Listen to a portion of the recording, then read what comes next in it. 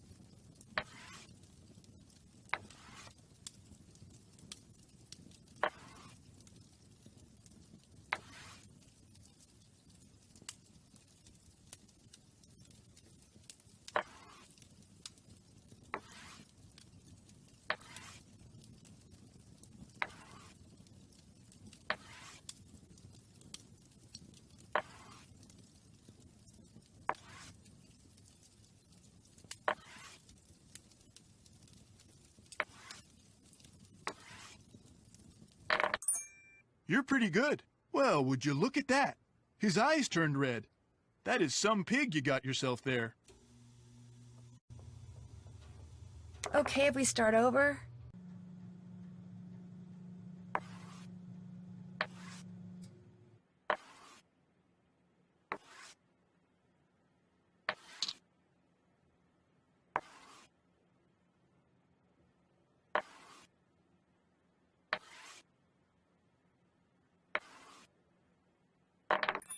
Ah, you beat me. Another win, another set of red eyes. Okay if we start over?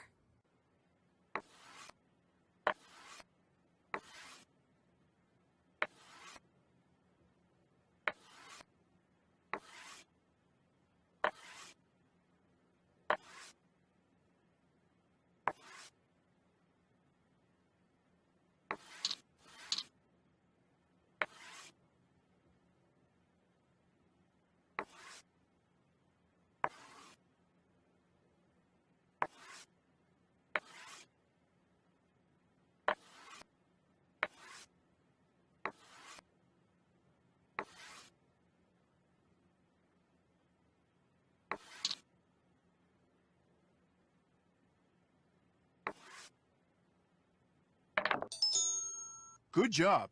Another win, Another set of red eyes.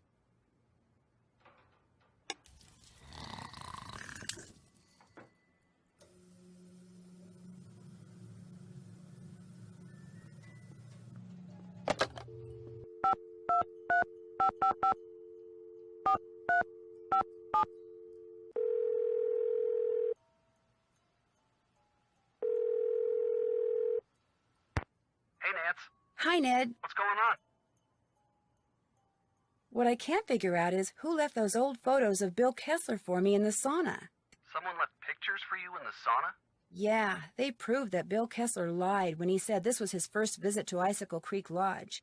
Turns out his grandmother used to own the place. So someone wanted you to know that Kessler was lying? Actually, right after I found the pictures, the door closed behind me and I couldn't get out.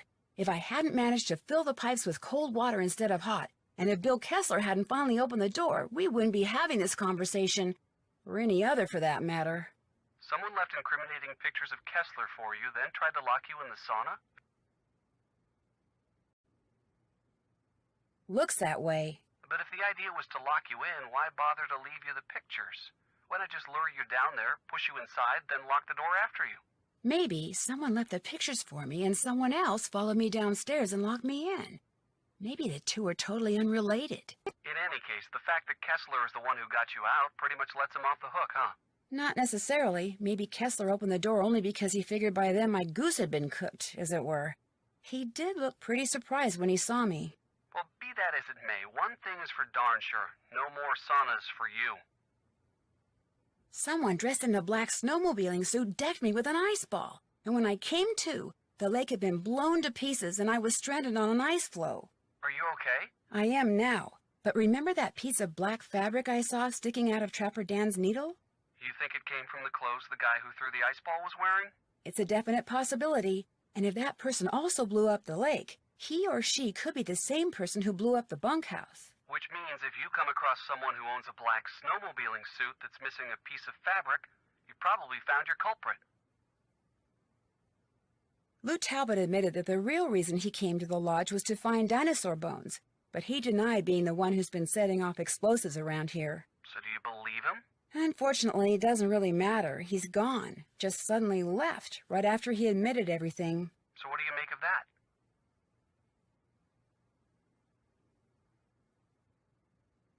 I think it means he was telling the truth. I think he was afraid I'd go to the sheriff, so he figured he'd better get while the getting was good. Did you find any connection between him and explosives at all? Nope. Well, unless you do, he's probably not your guy. Bill Kessler is convinced that Chantal's father cheated his grandmother when she sold him the lodge, but Bill denies that he's been sabotaging the lodge to get back at him. As a construction guy, it's a sure bet he knows about explosives, though, right? Yes, but I think he's telling the truth. I mean, he didn't have to admit that his grandmother used to own this place. He could have made something up. The fact that he told the truth, incriminating as it is, makes me think he's innocent. Or maybe he's just not good at making things up. Don't let your guard down, Nancy. Sounds to me like he's still a suspect. That's all I have to report. Good luck up there. And Be careful. Goodbye, Ned.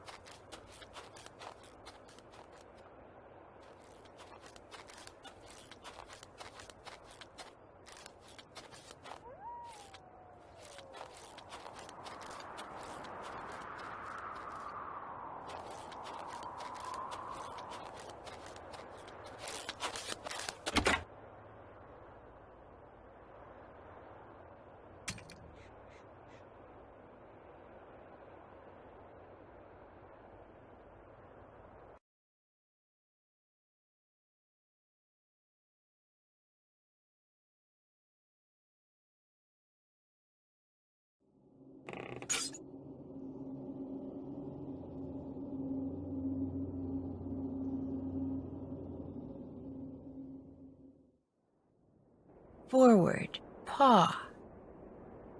Forward, left, left, paw. Isis, forward, left, left, paw. Go.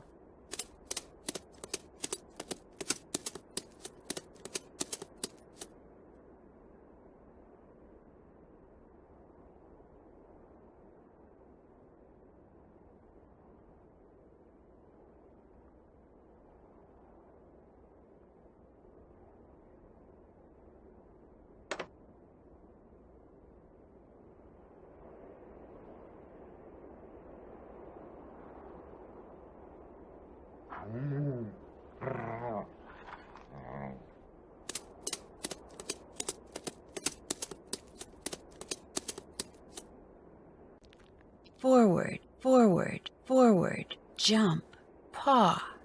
Isis, forward, forward, forward, jump, paw. Go.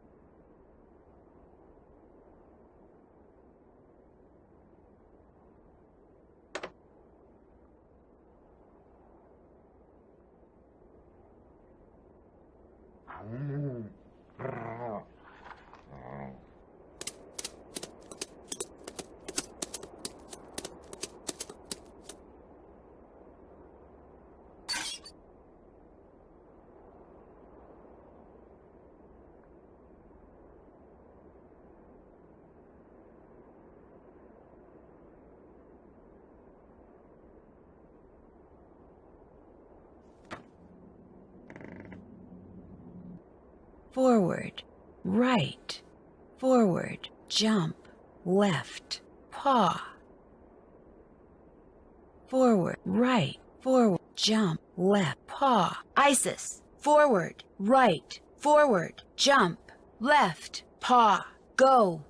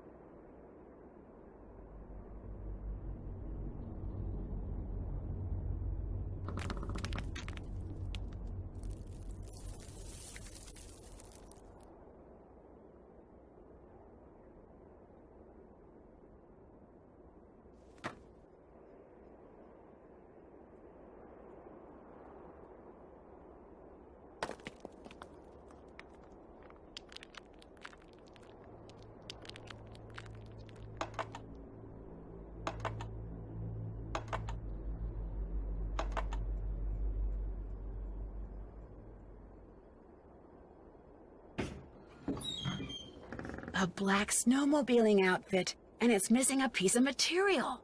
I'd sure like to know who this belongs to.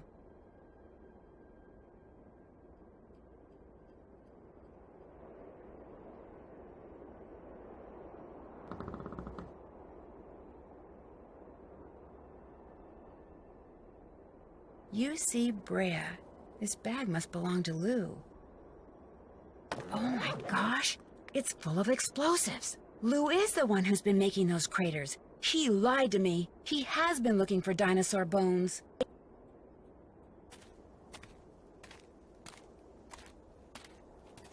Hello? Is someone in here? Hello? Nancy? Yanni, what are you doing here? I was skiing, but when I passed the needle, I saw that there was a door in it. A door which was open. So I took off my skis to look, and now I am here. What is this place? All I know is I found a bag, Lou Talbot's bag, and it's full of explosives. Lou is the one who has been blowing up things. He is the bomber. He's been excavating dinosaur bones. He may be responsible for a lot of the other stuff that's been going on around here, too. You must stay here and guard the bag. I will ski back to the lodge very quickly and tell the handyman to call the authorities. Then I will return. You will be safe? Perhaps I should stay. No, you go. I'll be fine. I will hurry. Looks like Yanni dropped something. It's that thing he's always wearing on his arm. Hey, Yanni! You dropped something! Yanni? She's got a glove from that snowmobiling suit Lou left behind. Wait a minute. What she just did means the scent on that glove and the scent on that thing Yanni dropped are the same. Which means a person who's been wearing that snowmobiling suit and blowing things up is Yanni. Geophone data... uranium? Oh my gosh, he set the timer. It looks like he's about to blow up the needle. Isis, we've got to get out of here, fast!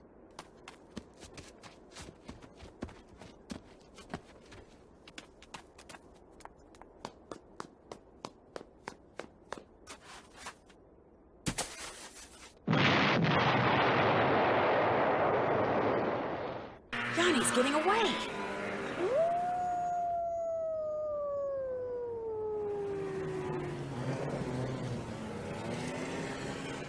Blazes happen here.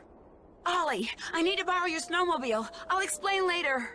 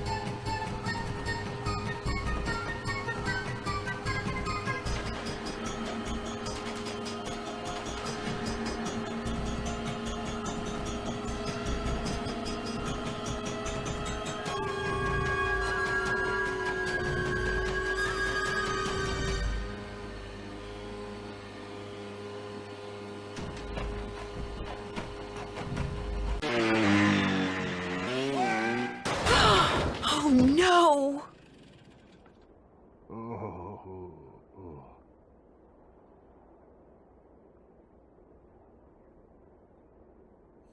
Lying there in the snow, defeated, Yanni owned up to everything. He tainted the potato salad with bad mayonnaise, he iced down the back stairs, he opened a gas valve in the sauna, he blew up the bunkhouse using the clock he took from Guadalupe's room, and he left those pictures of Bill Kessler for me in the sauna, although he swears the door got stuck by accident in order to cast suspicion on someone else. He did all this because he wanted everyone to leave Icicle Creek Lodge. Why? Because it turns out that he was actually spying for the government of Fredonia, which had sent him to Canada to look for uranium. Apparently, his superiors hoped to secretly mine what he found and smuggle it back to Fredonia. What they planned to do with it then, even Yanni didn't know, but he insisted that he never meant to hurt anyone, and that he really was the best cross-country skier in the world. Unfortunately, he'll never get a chance to prove that now. Chantal has barely been off the phone since she got back to the lodge. It seems that Yanni's shenanigans made the nightly news, not just in Canada, but in the States. And as a result, people have been booking stays right and left, much to her delight. When I told her and Ollie how Isis had helped me, they were truly amazed. Hopefully, from now on, Ollie will think twice about pulling out his rifle every time he sees a varmint. As for Isis, Guadalupe called me that very night and told me she'd found a wolf sanctuary that could take her. I could tell from the way the volunteers from the sanctuary treated her when they came to get her that she'll be in good hands at her new home. But still, it's sad that through no fault of her own, she can never run free again. They said it's possible that she might someday be released back into the wild, but not very likely. I'm going to keep my fingers crossed anyway.